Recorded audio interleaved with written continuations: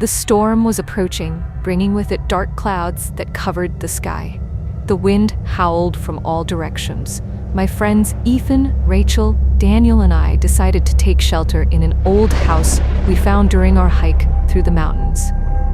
The place had a mysterious and abandoned air, but the torrential rain left us no choice.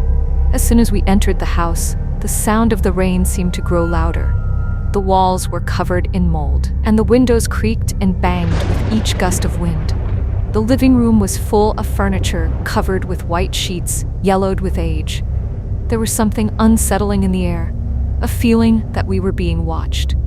Rachel suggested lighting some candles. Ethan nodded while searching for matches in his backpack. As soon as the flames grew, the light illuminated the worried faces of my friends. Daniel said, "It's just an old house. You're letting your imagination run wild." But I knew there was more there than just dust. While we chatted about trivial things to ward off the growing fear inside us, I heard whispers coming from the dark hallway at the back of the house. "Did you hear that?" I asked quietly, already imagining absurd things. Ethan replied with a nervous smile. "Hear what?" At that moment, a loud crash echoed through the house.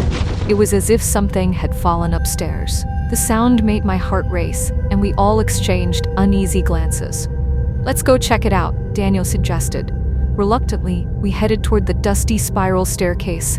Each step seemed heavier than the last, and then we reached the hallway on the second floor. The doors were closed, and everything was shrouded in dense gloom.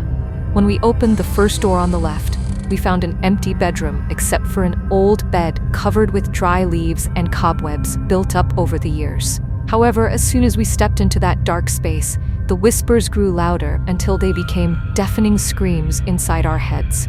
Rachel screamed in despair, "We need to get out of here," while trying to retreat to the hallway. But before we could make any sudden moves, the door behind us slammed shut. The atmosphere grew heavy. We could feel the palpable presence of whatever had inhabited that house, long abandoned. That's when we noticed. The walls seemed to pulse as if they were breathing with us. The whispers took shape into distorted words. "You shouldn't have entered this house." Adrenaline surged through our bodies as we tried to find a way out of that supernatural place. Amid the growing chaos among the four of us, frantic screams mixed with the echoes of that voice. I began to notice shadows moving along the walls. Rachel began to cry when she saw her distorted reflection in the stained surface of an old mirror hanging on the opposite wall.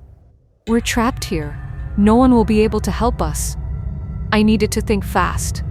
I tried to recall any story about haunted houses or vengeful spirits told on cold nights around the campfire during our childhood.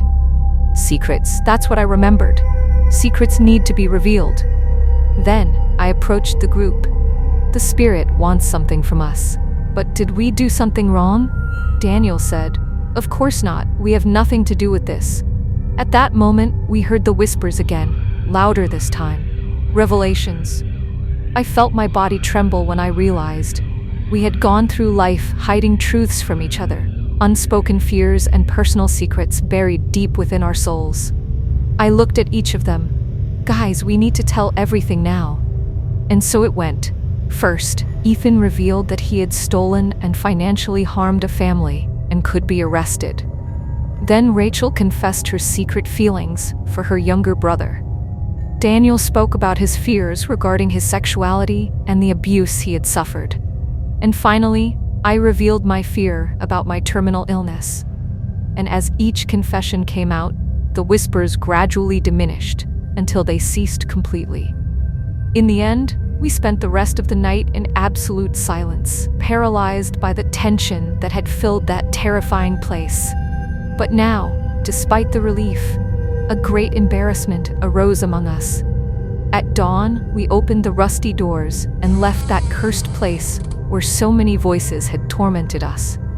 But we knew well what our lesson was.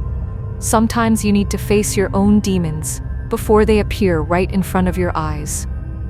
I left that haunted house behind, but I took with me the uncomfortable truths shared that fateful night. Who would have thought, in the midst of that nightmare, we found enough courage to reveal such intimate secrets kept within us.